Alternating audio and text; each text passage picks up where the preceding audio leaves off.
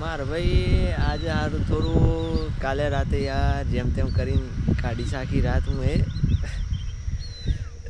તબિયત એવી બગડી હતી કે તે ઘેર જ આવવું પડ્યું પછી ઘેર આવ્યો એટલે હું કીધું ટ્રેક્ટર ચલાવું પણ ટ્રેક્ટર આપણું હતું એ અંદર જે બાજુના છાપરા નીચે હતું અને એના આગળ એક અલગ ટ્રેક્ટર હતું એટલે પછી મારા ભાઈનું ટ્રેક્ટર આવેલું હતું એનું બતાવું જોઈએ આજુ સારું પણ ગમે તે કહીએ આપણે ગમે તે કહીએ પણ સારું મોટું ટ્રેક્ટર ચલાવવાની મજા જ ખોટા આવે જો કે સારું આટલું ઊંચું જો મારી સાતી ઊંધી આવે છે યાર સારું પણ ગમે તે કહીએ મોટા ટ્રેક્ટર જેવી મજા ચોય નહીં હા શું કહું સારું આમ કે હાથી ચલાવતા હોય એવું જોવાય હા જો આમ લાગે છે તમે ટાયરું તો જુઓ આનું ખાલી મારા કાકા છે કાંતિ કાકા એમના છાતીના સુધી આ ટાયરું આવે છે તો વિચાર કરો આ ટ્રેક્ટર કેટલું ઊંચું હશે જુઓ કે તો ભાઈ સાચું કહેવું ને તો મોટું ટ્રેક્ટર રાખવું પડે યાર એનું ભલે હોય બરાબર છે પણ મોટું ટ્રેક્ટર હોય કે તો એ મજા જ અલગ આવે યાર સાચું કહું છું અને એની જે ફીલ ચલાવવાની આ હા એક નંબર યાર તમને જેવા જ આવજો આ થોડો હું ચલાવી અને કરું છું હજી પછી ચલાવતા એકાદ વિડીયો તો નહીં બના પણ ઉપરથી નોર્મલી વિડીયો બનાવે કેમ કે એક મેં બનાવ્યો હતો પણ એનો અડધું જ આવે છે કેમ કે વચમાં જે આપેલું છે તમને કારી પાઇપ એ થોડું એ નરસ છે એટલે થોડું હું પાછો ભરું છું ના કહું આમ તો ટ્રેક્ટર ચલાવવાની મજા જ અલગ આવે અને હાલ હું નવો શીખ્યો છું હમણાં લગભગ મારા પપ્પા ડ્રાઈવરને રાખ્યો હતો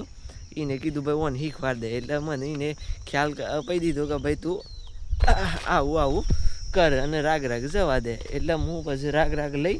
અને આપણા દોતરોલીના વશમાં આપણે જે છે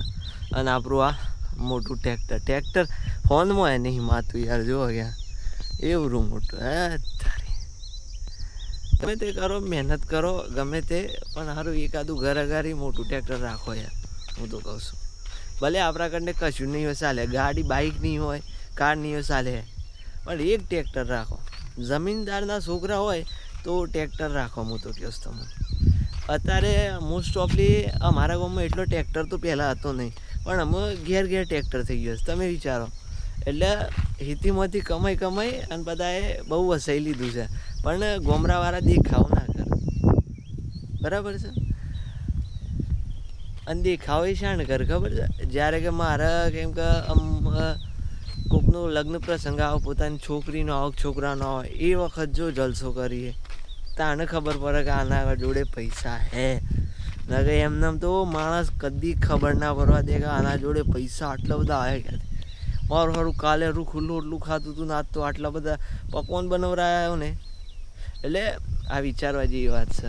ખેડૂતને કદી હલકામાં લેવો નહીં ભલે એ તરકો ને બરકો બધું વેઠી લે હે પણ પૈસા એના જેટલું કોઈ નહીં બસાવે અને અડધા પાછા મને અહીં કહે કે ઓમ થાય છે તેમ થાય છે તો ભાઈ મેનેજમેન્ટ બધા કરવું પડે બિઝનેસમેને મેનેજમેન્ટ કરે છે કિસાને મેનેજમેન્ટ કરે છે જોબ આલે છે એ મેનેજમેન્ટ કરે છે ને જોબ વાળો એ મેનેજમેન્ટ કરે છે બરાબર છે એમાં કોઈ મોટી નહીં ભાઈ બધા ફિલ્ડમાં તમારે ગહાવું તો પડે જ અને તમારે અમુક ટાઈમ જતું એ કરવું પડે એવું નહીં કે ભાઈ બધા ટાઈમે તમને બધું મળી રહે પણ અમુક ટાઈમ તમારા વિચારીને ચાલવાનું કે ભાઈ આ બી ખર્ચી પાકે ઠીક છે ભાઈ ભગવાનની દયા ભાઈ આ બી યાર 100 મણ થવાનું હતું 500 મણ થયું 500 મણ ના 1000 મણ થવાનું હતું હા અને 500 મણ થયું ભગવાનની દયા ભાઈ આ તો એ વાત છે મારા પપ્પાથી હું એક વાત બી એ કહેતો સોર ખાય મોર ખાય જે વધે એ આપણા જોડે આવે ભાઈ આ તો એવું એટલે થોડી આવી વાત હતી એટલે હું કીધું મારા ભાઈને કહું કહ્યું અને ખ્યાલ આવે બાકી માતાજી સુખી રાખે યાર તમને આ ડાયલોગ તો કેટલા દિવસથી નહોતો સાંભળ્યો કેટલા મહિના થઈ ગયા યાર મતલબ કે તમે જુઓ ને 2 ને 2 3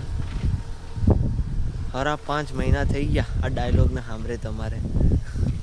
હું હજી વિડીયો બનાવ્યા નહીં, જે પહેલાં બનાવ્યા હતા ને એ હું બહુ પહેલાં બનાવ્યા હતા. અને અત્યારે જે બનાવું છું ને આ ટ્રેક્ટર અંગાથી